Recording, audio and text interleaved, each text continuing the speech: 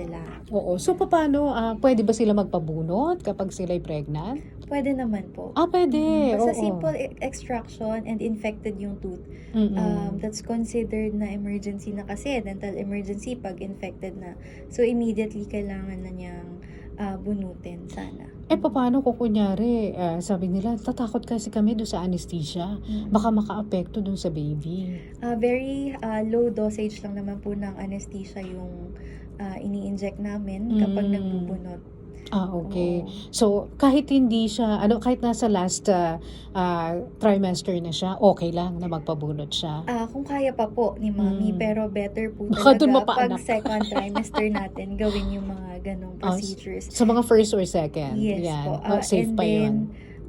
kung talagang nangangamba, we ask them to have their OB consent na kung okay silang bunutan. Okay. So, pati yung pag-inom ng mga pain relievers, pwede ba sa kanila na uminom sila ng mga non-steroidal anti-inflammatory? Meron lang po mga certain meds na pwede sa mga pregnant Okay. women. Tapos po yung sa x-ray minsan, common Oo, misconception yan. din yan Pwede naman po silang magpa-x-ray kasi very low lang naman yung radiation. Lalo na pag simple extraction lang, maliit lang yung x-ray na kailangan, and then we protect naman their vital organs. So pwede. So sa mga mommies po, huwag kayong matakot magpa-consult. Ayan. Kasi we are protecting din, taking care na din sa mga kapag suso kayo. Ayan. Kasi pwede nating matransfer yung bacteria ng mouth natin sa ating mga babies. Okay. So sana So, mas delikado pala. mas delikado po. So sana before pregnancy, if you're planning to get pregnant na, ipa-check nyo na yan para yung wala na kayong problemahin during pregnancy. Okay. Pero yung kung inabutan ka talaga ng pregnancy tapos doon nakita na may mga bacteria ka and everything. So, lahat ng pwedeng gawin, like, kung kunyari i-jacket, i-root canal siya, okay lang. Okay Nagawin lang sa naman kanya po. yun. Oo. As long as kaya ni Mommy pumwesto sa ating dental chair, and of course kaming mga dentist naman, we make sure na they are comfortable naman kapag during treatment. So, walang bawal kahit na anong procedure o merong particular procedures na hindi pwede? Yung mga simple procedures pwede naman, pero kapag siguro po mga aesthetic purposes, siguro pwede nating Pagpaliban muna. Pagpaliban muna natin yan.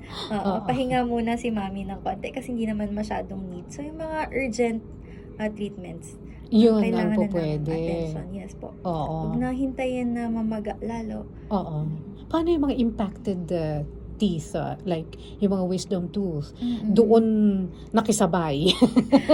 Kung kailan buntes, tsaka sumakit. Pwede naman po. Pwede ring operahan yun. Oo, kasi Basta, sinusurgery yun, di ba?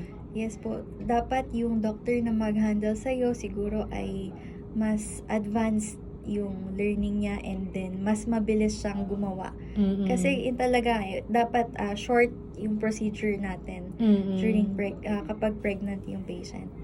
At paano naman kung abutan siya ng lockjaw dahil dun sa kanyang temporomandibular joint problem? Ang lockjaw naman po, madali lang namin ibalik. So, kaya namin i-maneuver yung Nang lockjaw. walang ilalagay. Wala naman. Oo, okay. Pero may mga pain relievers ba iniinom yon? Wala naman po. Wala. Okay. So, kapag nagkaroon ng TMJ problem, pwede mo pa rin ipagamot yon sa panahon ng pagbubuntis. TMJ problem na po kasi, medyo mas deep po yung treatment nun Minsan kinakailangan natin ng mga splints, and long talaga yung treatment nun. I think splint is very safe naman kasi appliance lang yan, parang braces lang siya. So, ayun. Walang pinapainom ng gamot? I think wala naman. Okay. Oo. So, yan yung mga safe naman, basta't kailangan. Pero kung hindi kailangan, katulad ng pagpapaganda lang, Mami, tama na yan.